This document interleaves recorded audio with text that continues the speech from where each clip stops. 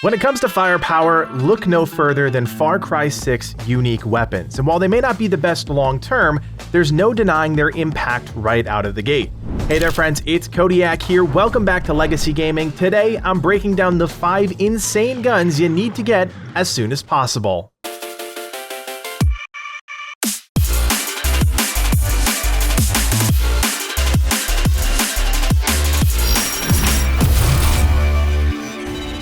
Kicking off our list is the Impact Driver. I see you guys in the comments always talking about this particular LMG, and you know what? You're damn right, this thing is incredible.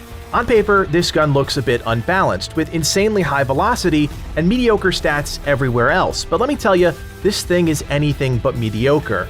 Sometimes guns in video games boil down to this: how does it feel? And the Impact Driver is an absolute workhorse. Everything just works together, from the 3x scope to the 2 mods, Nimble Shooter, which improves movement speed while aiming, and Gut Wrencher, which increases damage to the body. Mix in the armor-piercing rounds and you've got yourself a superstar. The only real drawback to this weapon is the lack of a suppressor, but you can always tackle that with a custom build somewhere down the line. Until that time, the Impact Driver is a great addition to anyone's arsenal and definitely worth picking up. The great news about this gun, you can get it almost immediately, you just have to do a bit of walking. Located on the eastern edge of the Valley de Oro is Muerte Point. You'll find a small set of buildings here. You have to do a little parkour to get over this wall here, but once you do that, you can claim the Impact Driver for yourself. Next on our list is the Into Orbit Launcher. This thing looks absolutely badass, modeled after some sort of US spaceship. It's probably one of my favorite looking weapons in the game. Modeled after the RAT-4 launcher, Into Orbit boasts incredibly high damage, but it's the accuracy we're really interested in with this particular weapon. Thanks to the 3-star lock-on mod, we can use Into Orbit to take out any vehicle with little effort. That's a game changer when it comes to fighting off waves of Castillo's army. Into Orbit also comes with the High Ground mod, which increases damage dealt to targets below the player. Ultimately, this is one of many launcher options in the game, but when it comes to pure firepower, there's no equal. To get into orbit, you need to complete the treasure hunt Liquid Courage near the southern edge of Esperanza at Del Toro Port. I'm not gonna lie, this one took me a hot minute, not because it's hard, but because things are pretty well hidden. The gist is simple: you need to turn 3 pressure valves to overload the system and blow a hole in the wall, giving you access to the treasure room. The first valve is under the catwalk here. There's no required order to turning these, so activate them however you'd like. The second valve is on the second level of the room. Look for the blue Libertad cloth and jump up and turn the second valve. The final valve is tucked in a corner behind the giant vat we're trying to explode. Once you turn that, go to the overloaded hopper and turn the valve to explode it. Once you do that, you'll be in a bit of a drunken haze, but just step through the opening in the wall and grapple up. There you'll see a vent shaft opening, crawl through until you reach the blocked off area of the building.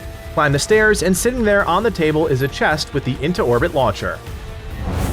When it comes to snipers, it's all about stopping power, and that's exactly what we're talking about with El Tirano. This weapon, modeled after the BMP 50 cal, is a beast, rocking insanely high damage and velocity. Once again, we've got another armor-piercing weapon, but hey, if it ain't broke, don't fix it. Also in the mix is an advanced 10x sniper scope and a large muzzle brake, which improves the recoil. This is actually decent considering the 50 cal has a big kick, so that control is kinda nice. For mods, we'll start with Extended Mag, which gives us an extra round for each magazine. Fresh Clip also gives us a little boost to damage on the first round of a fresh mag. This is a great sniper rifle, hands down, and if you don't care about stealth, it's one of the best in the game. Good news is this is very easy to get, albeit pretty far away from most fast travel points. At the very northern tip of the Valley de Oro is Asila Fort. El Tirano is waiting for you at the top of the lighthouse here. You can actually avoid fighting altogether if you approach the area by sea, but honestly, you can approach however you want. I promise the prize is worth it. I'm not usually a fan of submachine guns, but I think Far Cry 6 is quickly making me a believer, and when it comes to SMGs that make an impact, there's no equal to the Carriage Carnage. Modeled after the MP34, I think this gun just provides a lot of balanced stats, but those stats shouldn't fool you. This gun is as deadly as it gets. Where I found this gun to be the most effective is in the mid to short range encounters. Maybe open up with some sniping and then move in with Carriage Carnage to clean up the mess. The damage may not be impressive, but because of the high velocity, accuracy, and handling, I found that this gun was just really easy to shoot. Add the Spectre sight into the mix and you've got yourself a solid all-around gun. The mods aren't great, but they don't hurt either. Fresh Clip gives our first bullet of a fresh mag extra damage, and High Ground increases our damage when above enemies. Honestly, I didn't really notice either of these mods in effect, but that's because the weapon without them is already great. The only thing you have to watch out for is the weapon sway, which is pretty drastic.